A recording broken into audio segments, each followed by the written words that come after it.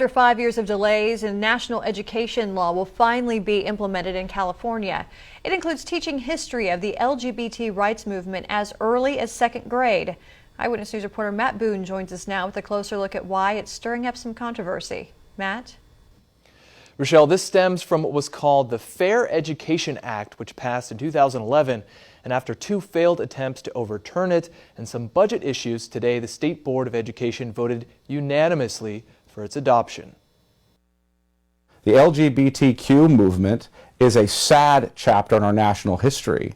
Hearing about the decision, Kern High School District Trustee Chad Vegas says he's not surprised, just disappointed. Well, I'm disappointed because we don't need to be further trying to normalize sexual behaviors that are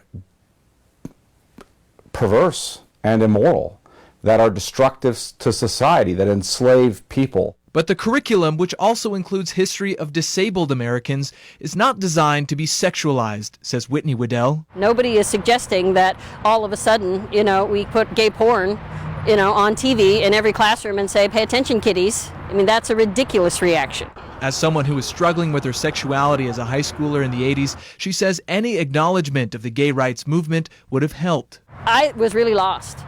And what a difference it would have made for me to just feel like I'm just like everybody else and we all have our differences and we're all okay.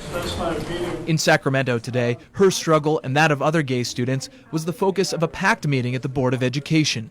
People need to see themselves in their histories and in their textbooks. Actually, it's important for all of our kids because we need to have a fair representation of our history, of our real history. But it's a history Vegas feels is not meant to be taught everywhere. Well, we're in a conservative county in the middle of a liberal state. Nevertheless, he believes the district will have little say in what gets implemented. Every school in California will have these standards per what Sacramento is putting out, regardless of what Kern High wants to do individually. No matter one's beliefs, says Waddell, inclusion is better than exclusion. And there's no reason for anyone to feel like because we're including one group that we really traditionally have ignored, that somehow we're losing something. We're actually gaining more diversity in our classroom and we're telling more of the truth.